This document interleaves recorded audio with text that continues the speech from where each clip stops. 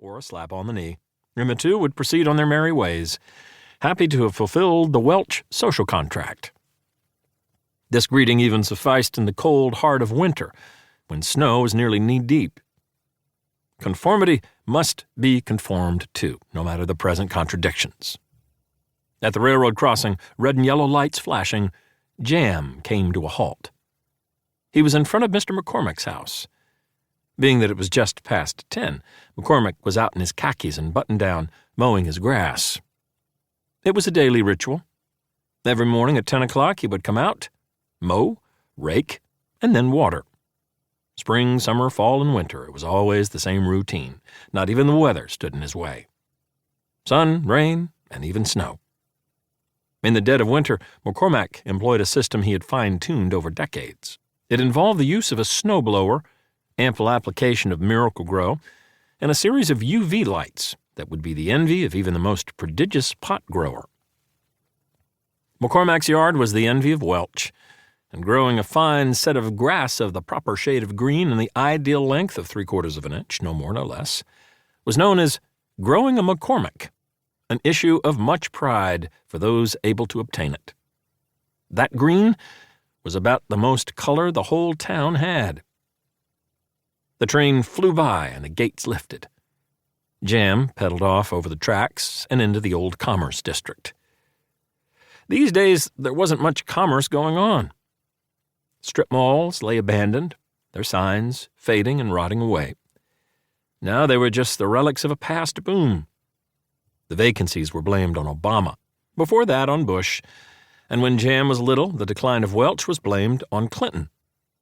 Word had it that the Homeowners Association was planning on passing the blame on to Trump, just as soon as the matter was properly discussed and voted upon. The last measure of commerce in town was the 7-Eleven, where Jam had found himself dutifully employed since his high school days. He liked to tell people that he was only working there while on break. A break from what was never explained, nor was it ever asked. He was simply on break. The 7-Eleven was a veritable hotbed of interstate commerce for Welch. It survived mostly on people who accidentally took the wrong exit on the interstate and were trying to find their way out of Welch, a town that inexplicably had a dearth of signage for its roads and surrounding highways. Jam's best friend and fellow 7-Eleven clerk, Jim McLeod, leaned over the counter, hand perched under his chin, eyes fixed on the old cathode ray tube television in the corner. The decades-old television's image flickered from age and several falls from the shelf.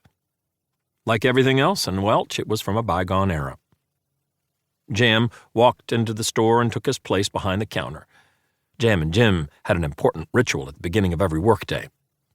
In fact, it was the closest thing to a religious observance that either had. They checked their lotto tickets. After all, if they were winners and didn't know, they would be wasting an entire day working for no reason. Jam was the official keeper of the tickets and produced them from his back pocket with a flourish. In total, there were 3 tickets they hadn't checked yet, and he slid the first one into the lotto machine. The pair waited with bated breath at the prospect of instantly being propelled into the category of millionaires. The lack of cheery digitized music emerging from the machine marked the ticket as a loser.